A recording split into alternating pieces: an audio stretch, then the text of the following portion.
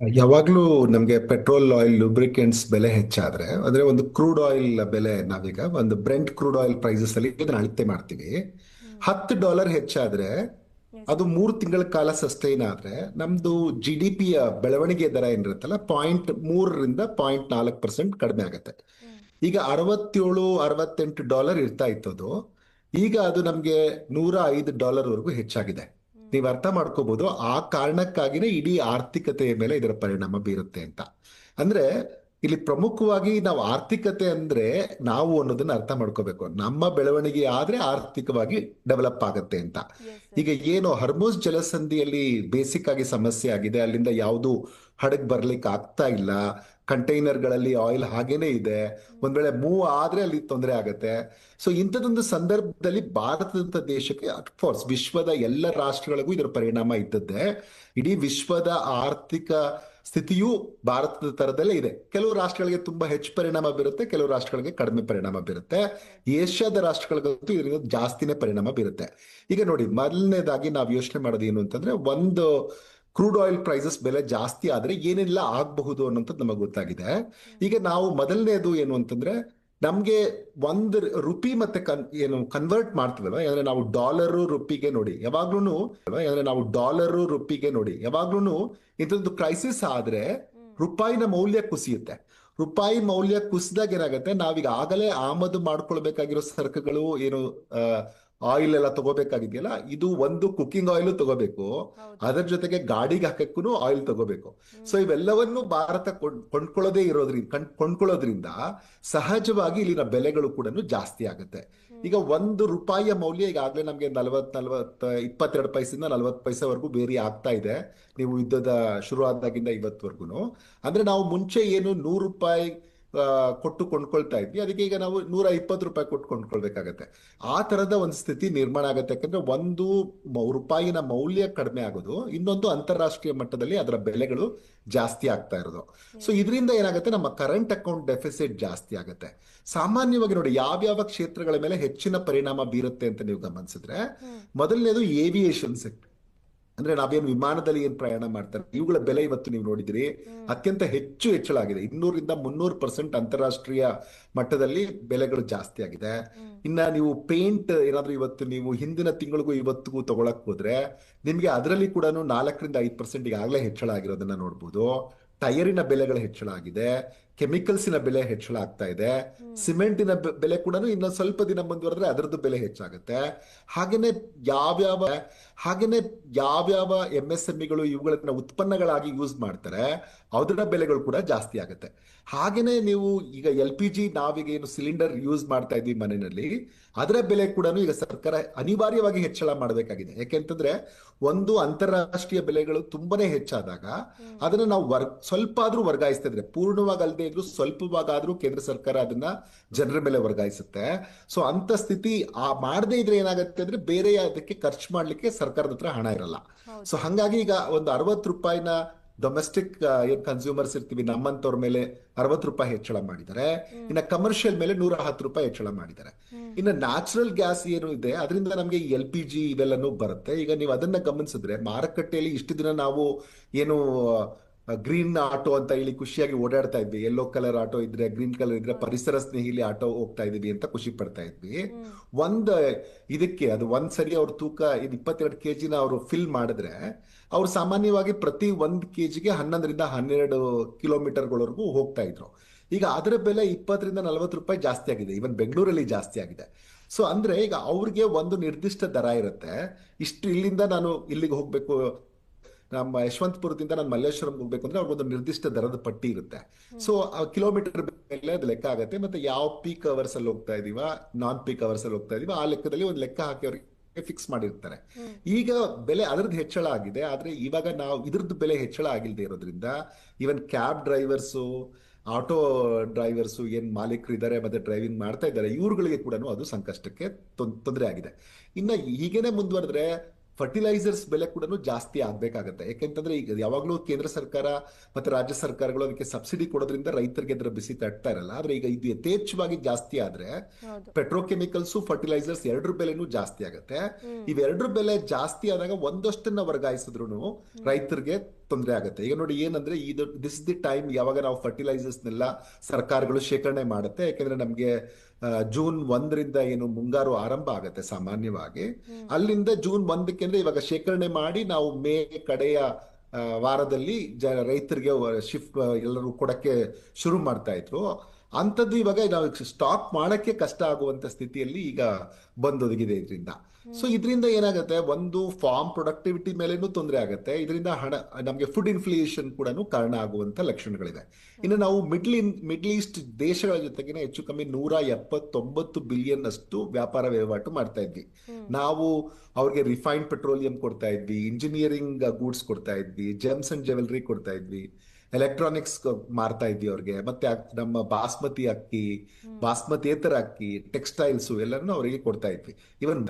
ಇವನ್ ಮೊಟ್ಟೆಗಳು ಕೂಡ ಭಾರತದಿಂದ, ಅದರಲ್ಲೂ ಸೌತ್ ಇಂಡಿಯಾದಿಂದ 70 ಲಕ್ಷ ಮೊಟ್ಟೆ ಪ್ರತಿದಿನ ನಮ್ಮಿಂದ ಅವ್ರಿಗೆ ರಫ್ತಾಗ್ತಾ ಇತ್ತು. ಸೊ ಈಗೇನಾಗಿದೆ ನೋಡಿ, ಪ್ರತಿಯೊಂದಕ್ಕೂ ಸಮಸ್ಯೆ ಆಗಿದೆ. ಒಂದು, ಅಲ್ಲಿ ನಾವು ಶಿಪ್ಮೆಂಟ್ ಮಾಡಕ್ ಆಗ್ತಾ ಇಲ್ಲ, ಏರ್ಲಿಫ್ಟ್ ಮಾಡಕ್ ಆಗ್ತಾ ಇಲ್ಲ. ಅಂತದೊಂದು ಸ್ಥಿತಿಯಲ್ಲಿ ಏನಾಗುತ್ತೆ, ಇಷ್ಟು ವ್ಯಾಪಾರಕ್ಕೂ ತೊಂದರೆ ಆಗಿರುವಂತದ್ದು ನಿಜ. ಸೊ ಏನಾಗುತ್ತೆ, ಒಂದು ನಾವು ಅಲ್ಲಿಗಾದ್ರೂ ಬೇರೆ ಮಾರುಕಟ್ಟೆ ಹುಡುಕಿ ಕಳ್ಸೋಣ ಅಂದ್ರೆ ಎಲ್ಲ ಕಡೆನೂ ಅನಿಶ್ಚಿತತೆ ಇದೆ. ಒಂದು ಇದೆ, ನಮ್ಗೆ ಈಸಿ ಆಗಿದ್ದದ್ದು ಏನು ಅಂದ್ರೆ ಹರ್ಮುಸ್ ಜಲಸಂಧಿಯ ಮೂಲಕ ಕಳಿಸುವಂತದ್ದು. ಇನ್ನ ಕೇಪ್ ಆಫ್ ಗುಡ್ ಹೋಪ್ ಮೂಲಕ ಹೋಗ್ಬೇಕು ಅಂದ್ರೆ 10 ರಿಂದ 14 ದಿನಗಳ ಕಾಲ ಹೆಚ್ಚಿನ ಕಾಲಾವಧಿಯನ್ನ ಅದು ತಗೊಳುತ್ತೆ. ಹಂಗಾಗಿ ಅದರಲ್ಲಿ ಮೆರೈನ್ ಇನ್ಶೂರೆನ್ಸ್ ಜಾಸ್ತಿ ಆಗತ್ತೆ. ನಾವಿಲ್ಲಿ ಗಮನಿಸಬೇಕಾಗೋದೇನು ಅಂತಂದ್ರೆ, ಯಾವಾಗ ನಮ್ಗೆ ಅನಿಶ್ಚಿತತೆ ಜಾಸ್ತಿ ಇರುತ್ತೆ ಅವಾಗ ಇನ್ಶೂರೆನ್ಸ್, ಏನು ಮೆರೈನ್ ಇನ್ಶೂರೆನ್ಸ್ ಇರುತ್ತೆ, ವಿಮೆಯ ಮೊತ್ತ ಕೂಡ ಜಾಸ್ತಿ ಆಗುತ್ತೆ. ಯಾಕಂದ್ರೆ ಅನಿಶ್ಚಿತತೆ ಇದ್ದಾಗ ಅದಕ್ಕೆ ಹೆಚ್ಚಿನ ವಿಮೆಯನ್ನ ಪಾವತಿ ಮಾಡ್ಬೇಕಾಗತ್ತೆ, ಪ್ರೀಮಿಯಂ ಪಾವತಿ ಮಾಡ್ಬೇಕಾಗತ್ತೆ. ಆಗ್ಲೂ ಕೂಡ ಒಂದು ಅನಿಶ್ಚಿತತೆಗಾಗಿ ನಾನು ಪ್ರೀಮಿಯಂ ಇನ್ಶೂರೆನ್ಸ್ ವಿಮೆ ತಗೋತಾ ಇದ್ದೀನಿ, ಅದ್ರದ್ದು ಪ್ರೀಮಿಯಂ ಜಾಸ್ತಿ ಆಗುತ್ತೆ. ಮತ್ತೆ ಹೆಚ್ಚು ದಿನಗಳ ಕಾಲ 10 ರಿಂದ 14 ದಿನ ಹೆಚ್ಚು ಪ್ರಯಾಣ ಮಾಡ್ಬೇಕಾಗಿರೋದ್ರಿಂದ ಅದಕ್ಕೂ ಬೆಲೆ ಜಾಸ್ತಿ ಆಗುತ್ತೆ. ಎಲ್ಲ ಕಾರಣಕ್ಕಾಗಿ ಅಂತಾರಾಷ್ಟ್ರೀಯ ಮಾರುಕಟ್ಟೆಯಲ್ಲಿ ನಮ್ಮ ವಸ್ತುಗಳಿಗೆ ಆ ಬೆಲೆ ಸಿಗುತ್ತಾ, ಕಾಂಪಿಟೇಟಿವ್ ಆಗಿರುತ್ತಾ ಅನ್ನುವಂಥದ್ದು ಕೂಡ ಒಂದು ಇಂಪಾರ್ಟೆಂಟ್ ಪ್ರಶ್ನೆ ಆಗುತ್ತೆ. ಅದೆಲ್ಲ ಮಾಡಿ ಕಳ್ಸಿದ್ರೂ ಸೇಫ್ ಆಗಿ ಅಲ್ಲೋಗಿ ರೀಚ್ ಆಗತ್ತಾ ಇಷ್ಟೊಂದು ಅನ್ಸರ್ಟನ್ ವರ್ಲ್ಡ್ ಅಲ್ಲಿ ಎನ್ನುವ ಆತಂಕದಲ್ಲಿ ಕೂಡ ಯಾರೇ ರಫ್ತು ಮಾಡ್ತಾರೆ ಅವ್ರಿಗೆಲ್ಲಾನು ಇದ್ದಿದ್ದೇ ಇರುತ್ತೆ. ಸೊ ಇದರ ಜೊತೆಗೆ ನೀವು ಒಂದು ವಿಚಾರ ಏನು ಅಂತಂದ್ರೆ, ನಾವು ಕರೆಂಟ್ ಅಕೌಂಟ್ ಡೆಫಿಸಿಟ್ ತುಂಬಾ ವೈಡನ್ ಆದ್ರೆ ಇದರಿಂದ ಬೇರೆ ಬೇರೆಯ ಪ್ರಾಬ್ಲಮ್ಸ್ ಸ್ಟಾರ್ಟ್ ಆಗುತ್ತೆ ಭಾರತ ದೇಶಕ್ಕೆ. ಸೊ ಹಂಗಾಗಿ ಕರೆಂಟ್ ಅಕೌಂಟ್ ಡೆಫಿಸಿಟ್ ನ ತುಂಬಾ ವೈಡನ್ ಮಾಡದ ಹಾಗೆ ನೋಡ್ಕೋಬೇಕಾಗತ್ತೆ. ಈಗ ಬ್ರೆಂಟ್ ಕ್ರೂಡ್ ಆಯಿಲ್ ಪ್ರೈಸ್ ನೋಡಿ, ಈಗ ಅದನ್ನ ನಮ್ಗೆ $67-68 ಒಂದು ಬ್ಯಾರಲ್ಗೆ ಇತ್ತು. ಇವತ್ತದು $105 ಬಂದು ತಲುಪಿದೆ ಇವತ್ತಿಗೆ Brent crude oil. So Brent crude oil prices ಅಷ್ಟು ಬೆಲೆ ಹೆಚ್ಚಾದಾಗ ಇಲ್ಲಿವರೆಗೂ ಸರ್ಕಾರ ಅದನ್ನ ಜನಕ್ಕೆ ವರ್ಗಾವಣೆ ಮಾಡಿಲ್ಲ ಆ ಬೆಲೆಗಳನ್ನ.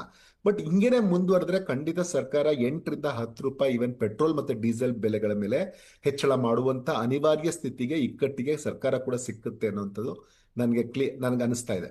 ಯಾಕೆಂತಂದ್ರೆ ಒಂದಷ್ಟು ನೀವು ವರ್ಗಾವಣೆ ಮಾಡದೇ ಇದ್ರೆ ಭಾರತದ ಡೆಫಿಸಿಟ್ ಏನಾಗುತ್ತೆ, ಕರೆಂಟ್ ಅಕೌಂಟ್ ಡೆಫಿಸಿಟ್ ಇನ್ನೂ ಜಾಸ್ತಿ ಆಗತ್ತೆ. ಮತ್ತೆ ಬೇರೆಯ ಅವ್ರೇನು ಕೆಪೆಕ್ಸ್ ಖರ್ಚು ಮಾಡಬೇಕು, ಈ ತರದ ಖರ್ಚು ಮಾಡುವ ಹಣ ಕಡಿಮೆ ಆಗುತ್ತೆ. ಹಂಗಾಗಿ ಒಂದಷ್ಟು ವರ್ಗಾವಣೆ, ಒಂದ್ ವೇಳೆ ಇದು ಈಗ ಈ ವಾರದಲ್ಲಿ ಯುದ್ಧ ನಿಲ್ದೇ ಇದ್ರೆ ಆಗ ಖಂಡಿತವಾಗಿಯೂ ಒಂದಷ್ಟು ಒಂದೇ ಸರಿ $10 ಹೆಚ್ಚು ಮಾಡದೇ ಇದ್ರು $2, $5 ಹಿಂಗೆ ಹೆಚ್ಚು ಮಾಡ್ತಾ ಒಂದಷ್ಟು ಮಿನಿಮಮ್ ಲಾಸಸ್ ನ ಅವರು ತುಂಬ್ಕೋಬೇಕಾಗತ್ತೆ.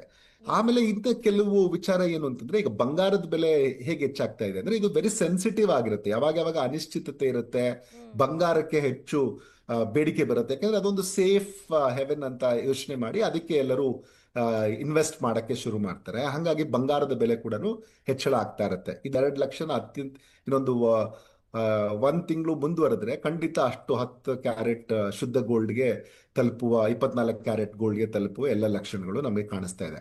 ಹಾಗೇನೆ ಇನ್ನ ನೋಡಿ, ಏನು ಕೆಲವು ಅನಿವಾರ್ಯವಲ್ಲದ ಖಂಡಿತ ಪ್ರತಿ ಮನೆಗೂ ಇದರ ಬಿಸಿ ತಟ್ಟುತ್ತೆ. ಯಾಕೆಂದ್ರೆ ಇವೆಲ್ಲವೂ ಎಷ್ಟು ಸೂಕ್ಷ್ಮ, ನಾನು ಹೇಳಿದ್ನಲ್ಲ ನಿಮ್ಗೆ, ಇವೆಲ್ಲವೂ ತುಂಬಾ ಸೂಕ್ಷ್ಮ ವಲಯಗಳು. ಒಂದ್ ಸ್ವಲ್ಪ ಹೆಚ್ಚಳ ಆದ್ರೇನು ನಮ್ಗೆ ತಡ್ಕೊಳ್ಳೋದು ಕಷ್ಟ ಆಗುತ್ತೆ. ಯಾಕಂದ್ರೆ ನಮ್ಗೆ ಈ ಬಡ ಜನರಾಗ್ಲಿ ಮಧ್ಯಮ ವರ್ಗದ ಜನರಿಗಾಗ್ಲಿ ನಿರ್ದಿಷ್ಟ ತುಂಬಾ ಆದಾಯ ಲಿಮಿಟೆಡ್ ಆಗಿರುತ್ತೆ. ಅವ್ರ ಹತ್ರ ಆದಾಯ ಲಿಮಿಟ್ ಆಗಿರುತ್ತೆ. ಮಧ್ಯಮ ವರ್ಗದವ್ರದಂತೂ ಇನ್ನೂ ಕಷ್ಟ ಆಗುತ್ತೆ. ಯಾಕಂದ್ರೆ ಅವ್ರು ಯಾವ್ದೋ ಒಂದು ಫಿಕ್ಸ್ಡ್ ಇನ್ಕಮ್ ಮೇಲೆ ಅವ್ರ ಜೀವನವನ್ನ ನಡೆಸ್ತಾ ಇರ್ತಾರೆ. ಇನ್ನ ಬಡವ್ರಿಗೆ ಏನು ಅಂತಂದ್ರೆ, ಈ ಟೈಮಲ್ಲಿ ಸರ್ಕಾರ ಇನ್ನಷ್ಟು ಹೆಚ್ಚು ರಿಯಾಯಿತಿ ದರದಲ್ಲಿ ಇವುಗಳನ್ನ ಕೊಡ್ಲಿಕ್ಕೆ PDS ನ ಬಳಸ್ಕೊಳ್ತಾರೆ. ಹಂಗಾಗಿ ಅವ್ರಿಗೆ ಆ ಮಟ್ಟದ ಬಿಸಿ ತಗಲ್ದೇ ಇರ್ಬೋದು. ಆದ್ರೆ ಅವರು ಕೂಡ ತರಕಾರಿ ಇವೆಲ್ಲವನ್ನ ಮಾರುಕಟ್ಟೆಯಲ್ಲಿ ಕೊಂಡ್ಕೋಬೇಕಾಗೋದ್ರಿಂದ ಅದು ಇವಾಗ ನೋಡಿ, ಇನ್ನೊಂದೇನು ಅಂದ್ರೆ, ತರಕಾರಿ ಇದನ್ನೆಲ್ಲಾನು ನಾವು ಕಳಿಸ್ತಾ ಇದ್ವಿ. ವೆಜಿಟೇಬಲ್ಸ್ ನ ತುಂಬಾ ಕಳಿಸ್ತಾ ಇದ್ವಿ ಇದಕ್ಕೆ ಗಲ್ಫ್ ರಾಷ್ಟ್ರಗಳಿಗೆ. ಅವು ಈಗ ಹೊರಗಡೆ ಹೋಗದೆ ಇರೋದ್ರಿಂದ ಮಾರುಕಟ್ಟೆಯಲ್ಲಿ ಉಳಿದಿರೋದ್ರಿಂದ ಆ ಬೆಲೆಗಳು ನಮ್ಗೆ ಇವತ್ತು ಕಡಿಮೆ ಆಗಿರುವಂತದ್ದು. ಆದ್ರೆ ಇಲ್ಲಿನ ರೈತರು ಸಂಕಷ್ಟಕ್ಕೆ ಸಿಕ್ಕಿರೋದನ್ನು ನಾವು ಮರಿಬಾರ್ದು. ಸೊ ಒಂದೇನು ಅಂತಂದ್ರೆ ಬಾಸ್ಮತಿ ಅಕ್ಕಿಯನ್ನ ನಮ್ಮ ದೇಶದಿಂದ ಹೆಚ್ಚು ನಾವು ಇರಾನ್ ಮತ್ತೆ ಗಲ್ಫ್ ರಾಷ್ಟ್ರಗಳಿಗೆ ಕಟ್ತಾ ಇದ್ವಿ. ಬಾಸ್ಮತಿಯೇತರ ಅಕ್ಕಿಯನ್ನು ಅಂದ್ರೆ ಸೋನಾ ಮಸೂರಿಯನ್ನು ಕಳಿಸ್ತಾ ಇದ್ವಿ. ಈಗ ಅವೆಲ್ಲವೂ ಸ್ಟಾಕ್ ಹಾಗೆ ಇರೋದ್ರಿಂದ ಅವುಗಳನ್ನ ಮಾರುಕಟ್ಟೆಯಲ್ಲಿ ಇವುಗಳ ಬೆಲೆ ಕಡಿಮೆ ಆಗಿದೆ. ಆದ್ರೆ ಯಾವುದು ಬೆಲೆಗಳು ಇವಾಗ ನಮ್ಗೆ ಪೆಟ್ರೋಲ್ ಡೀಸೆಲ್ ಹೆಚ್ಚಾಗೋದ್ರಿಂದ ನೆಕ್ಸ್ಟ್ ಆದ್ರೆ ಒಂದ್ ವೇಳೆ ಅದನ್ನು ಹೆಚ್ಚಾದ್ರೆ, ಈಗಾಗಲೇ ಸಿಲಿಂಡರ್ ಹೆಚ್ಚಾಗಿದೆ, ಏನಾದ್ರು ನಾವು ಹೋಟೆಲ್ಗೆ ಹೋಗುವಾಗಲೇ ಅದನ್ನು ಹೆಚ್ಚಾದ್ರೆ, ಈಗಾಗಲೇ ಸಿಲಿಂಡರ್ ಹೆಚ್ಚಾಗಿದೆ, ಏನಾದ್ರು ನಾವು ಹೋಟೆಲ್ಗೆ ಹೋಗುವಾಗಲೇ ಈಗ ಹೋಟೆಲ್ ಸಂಘದವ್ರು ಹೇಳಿದ್ದಾರೆ ಇದು ಹೀಗೆ ಮುಂದುವರೆದ್ರೆ ನಾವು ಕೂಡ ಎಲ್ಲ ಬೆಲೆಯನ್ನ ಹೆಚ್ಚಳ ಮಾಡಬೇಕು ಅಂತ ಅವ್ರು ಕೂಡ ಹೇಳ್ತಾ ಇದ್ದಾರೆ. ಇಲ್ಲೇನು ಅಂತಂದ್ರೆ ಇನ್ನೊಂದು ವಿಚಾರ ಹೇಳ್ಬೇಕಿಲ್ಲಿ, ಅನಿವಾರ್ಯವಲ್ಲದ ಗ್ರಾಹಕ ಸರಕುಗಳಿರ್ತಂದ್ರೆ ಇದು ಗ್ರಾಹಕರ ವಿವೇಚನೆಗೆ ಒಳಪಟ್ಟಿರುತ್ತೆ. ಈಗ ನಾವು ಎಕ್ಸಾಂಪಲ್ ಆಟೋಮೊಬೈಲ್ ಇವಾಗ ತಗೋಬೇಕು, ಒಂದು ಕಾರ್ ತಗೋಬೇಕು ಅಂತಿರ್ತೀನಿ, ಇಲ್ಲ ಈ ಕ್ರೈಸಿಸ್ ಟೈಮ್ ಅಲ್ಲಿ ಬೇಡ ಅಂತ ಮುಂದಕ್ಕೆ ಹಾಕ್ಬೋದು. ಇಲ್ಲ ಅಂತಂದ್ರೆ ಟೂರಿಸಂ ಕ್ಷೇತ್ರಕ್ಕೆ ಹೆಚ್ಚಿನ ಹೊಡೆತ ಬೀಳುತ್ತೆ. ಹಾಗೇನೆ ಏನಾಗುತ್ತೆ, ಈ ದರ ಸೂಕ್ಷ್ಮ ವಲಯ ಅಂತ ಇರುತ್ತೆ.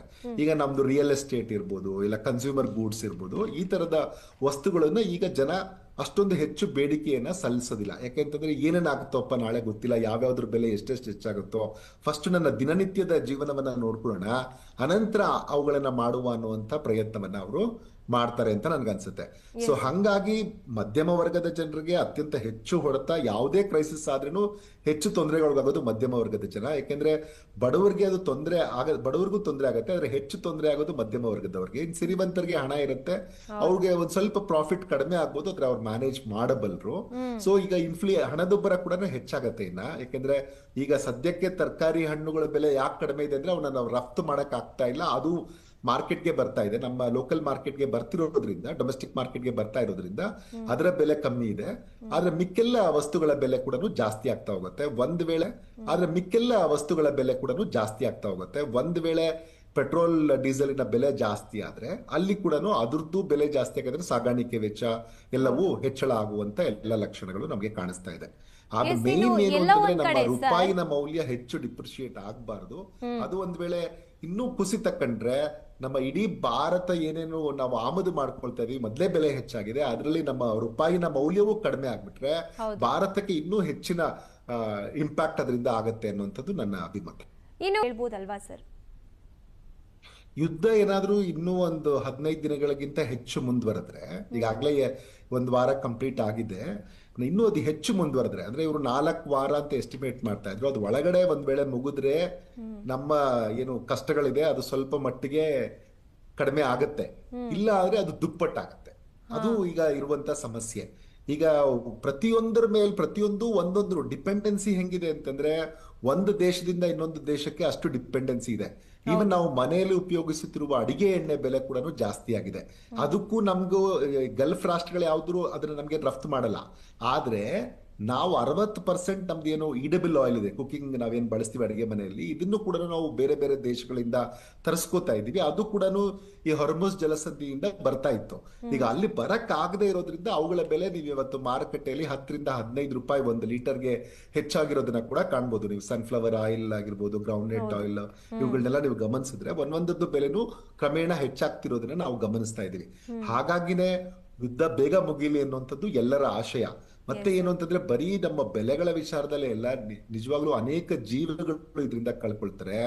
ಅದು ಆ ಜೀವಗಳಿಗೆ ಮೌಲ್ಯ ಕಟ್ಟಕ್ಕಾಗಲ್ಲ. ನಾವು ಅರ್ಥಶಾಸ್ತ್ರದಲ್ಲಿ ಇದ್ರ ಬೆಲೆ ಇಷ್ಟಾಯ್ತು ಅಂತ ಲೆಕ್ಕ ಹಾಕ್ತೀವಿ. ಆದ್ರೆ ಎಲ್ಲದಕ್ಕೂ ಮಾನಿಟರಿ ವ್ಯಾಲ್ಯೂ ಇದೆಯಾ ಅಂತಂದ್ರೆ ಮನುಷ್ಯರ ಜೀವಕ್ಕೆ ಮಾನಿಟರಿ ವ್ಯಾಲ್ಯೂ ಇಲ್ಲ. ಸೊ ಹಂಗಾಗಿ ಆ ಜೀವಗಳು ಕೂಡ ತುಂಬಾ ಇಂಪಾರ್ಟೆಂಟ್. ಅಂತ ಜೀವಗಳನ್ನು ನಾವು ಇವತ್ತು ಕಳ್ಕೊಳ್ತಾ ಇದೀವಿ.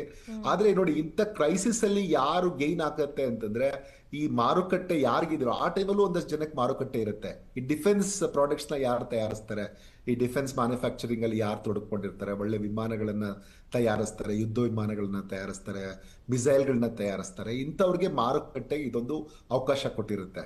ಇದು ಯಾವ ತರ ಆಗತ್ತೆ ಅಂತಂದ್ರೆ ಅವ್ರು ಇದನ್ನು ಮಾರ್ಕೆಟ್ ಮಾಡ್ಕೊಳ್ತಾರೆ. ಹಂಗಾಗಿನೇ ಯುದ್ಧಗಳು ಅವಾಗಿಂದ ನಡೆಯುತ್ತೆ. ಈಗ ನೋಡಿ, ಇದು ಬೆಸ್ಟ್, ನಮ್ಮ ಹತ್ರ ಒಂದು ಡಿಫೆನ್ಸ್ ಸಿಸ್ಟಮ್ ಇದೆ, ಇದು ಇಂಥ ಮಿಸೈಲ್ ನ ಹೊಡೆದಾಕ್ತು ಅಂತ ಹೇಳುವಾಗ್ಲೂ ಅದರದ್ದು ಒಂದು ಮಾರ್ಕೆಟ್ ಅದನ್ನ ಸೃಷ್ಟಿ ಮಾಡ್ಕೊಳ್ತಾ ಹೋಗುತ್ತೆ. ಹೆಚ್ಚು ಗೈನ್ ಆಗೋದು ಇವಾಗ ಆಯಿಲ್ ಯಾರು ಸರಬರಾಜು ಮಾಡ್ತಿದ್ದಾರೆ ಆ ರಾಷ್ಟ್ರಗಳು ಹೆಚ್ಚು ಅನುಕೂಲವನ್ನ ಪಡ್ಕೊಳ್ತಾ ಇದೆ. ಯಾಕಂದ್ರೆ ಒಂದು ಅವ್ರಿಗೆ ಈಗ ರೇಟ್ ಜಾಸ್ತಿ ಆಗಿದೆ, ಹಂಗಾಗಿ ಅವ್ರುಗಳು ಲಾಭ ಮಾಡ್ಕೊಳ್ತಾರೆ. ಆದ್ರೆ ನಿಜವಾಗ್ಲೂ ಸಫರ್ ಆಗೋದಿರು ಅಂತಂದ್ರೆ ಭಾರತ ದೇಶ ಸಫರ್ ಆಗತ್ತೆ, ಮತ್ತೆ ಭಾರತ ದೇಶದಂತೆ ಅಭಿವೃದ್ಧಿ ಹೊಂದುತ್ತಿರುವ ರಾಷ್ಟ್ರಗಳು ಹೆಚ್ಚು ಸಫರ್ ಆಗತ್ತೆ, ಜನಸಾಮಾನ್ಯರು ಸಫರ್ ಆಗ್ತಾರೆ. ಅಂದ್ರೆ ಒಂದು ಕೆಲವನ್ನ ನೀವು ಶಾರ್ಟ್ ನಲ್ಲಿ ಎಲ್ಲವನ್ನ ಸರಿ ಮಾಡಕ್ಕೆ ನಮ್ ಕೈಲಿ ಆಗಲ್ಲ. ಈಗ ನೀವು ಕೊಳವೆ ಇದನ್ನ ನಾವೇನು ಪೈಪ್ಲೈನ್ ಹಾಕ್ತಾ ಇದ್ರು ಆಯಿಲ್ನ, ಅದಕ್ಕೆ ಇಟ್ ಟೇಕ್ಸ್ ಟೈಮ್, ಅದಕ್ಕೆ ವರ್ಷಗಳ ಹಿಡಿಯುತ್ತೆ. ಅನಂತರ ಮುಂದಿನ ವರ್ಷಗಳಲ್ಲಿ ಅದು ಸಮಸ್ಯೆಗಳು ಬಗೆಹರಿಬಹುದು. ಹಾಗೇನೆ ಭಾರತ ಕೂಡ ಇವುಗಳ ಮೇಲೆ ಅವಲಂಬನೆ ಕಡಿಮೆ ಮಾಡಬೇಕು ಅಂತ ಹೇಳಿ ಇವಿ ವೆಹಿಕಲ್ಸ್ ಮೇಲೆ ಹೆಚ್ಚು ಒತ್ತನ್ನ ಕೊಟ್ಟಿದ್ದನ್ನ ನಾವು ನೋಡಿದೀವಿ. ಹಾಗೆ ಸೋಲಾರ್ ಪ್ಯಾನಲ್ಸ್ ನಾವು ಉಪಯೋಗಿಸ್ಬಿಟ್ಟು ಇವನ್ ಅದರಲ್ಲಿ ವೆಹಿಕಲ್ಸ್ ಓಡಿಸೋಕೆ, ಅಥವಾ ಮನೆಯಲ್ಲಿ ನೀವು ಎಲೆಕ್ಟ್ರಿಸಿಟಿನ ನೀವೇ ಜನರೇಟ್ ಮಾಡ್ಕೊಳ್ಳಿ, ಈ ತರದ ಅನೇಕ ಕಾರ್ಯಕ್ರಮಗಳನ್ನ ಹಮ್ಮಿಕೊಳ್ತಾ ಇದೆ. ಇದು ಕ್ರಮೇಣ ಆಗತ್ತೆ, ಸ್ವಲ್ಪ ಟೈಮ್ ಹಿಡಿಯುತ್ತೆ. ಆದ್ರೆ ಈ ಸದ್ಯದ ಸ್ಥಿತಿಯಲ್ಲಂತೂ ಈ ಸಂಕಷ್ಟವನ್ನ ನಾವು ಎದುರಿಸಲೇಬೇಕು. ಇನ್ನೂ ಒಂದು ವಿಚಾರ ನೋಡಿ, ನೀವು ಯಾರು ಈಗ 1 ಕೋಟಿ ಜನ ಭಾರತೀಯರು ಈ ಗಲ್ಫ್ ದೇಶಗಳಲ್ಲಿ ಕೆಲಸ ಮಾಡ್ತಾ ಇದ್ದಾರೆ. ಈ ಜನ ಭಾರತಕ್ಕೆ ರೆಮಿಟೆನ್ಸಸ್ ಕಳಿಸ್ತಾರೆ. ಅಂದ್ರೆ ಇಲ್ಲಿ ಅವ್ರ ತಂದೆ ತಾಯಿ ಇರ್ತಾರೆ, ಅಥವಾ ಅವ್ರಿಗೆ ಯಾರು ನಂಬ್ಕೊಂಡಿರೋರು ಇಲ್ಲಿ ಇರ್ತಾರೆ, ಕುಟುಂಬ ಇಲ್ಲಿರುತ್ತೆ, ಅವ್ರಿಗೆ ಈ ರೆಮಿಟೆನ್ಸಸ್ ನ ಅವರಲ್ಲಿಂದ ಕಳಿಸ್ತಾರೆ. ಇವಾಗ ಅವರೇ ಸಂಕಷ್ಟದಲ್ಲಿದ್ದಾರೆ.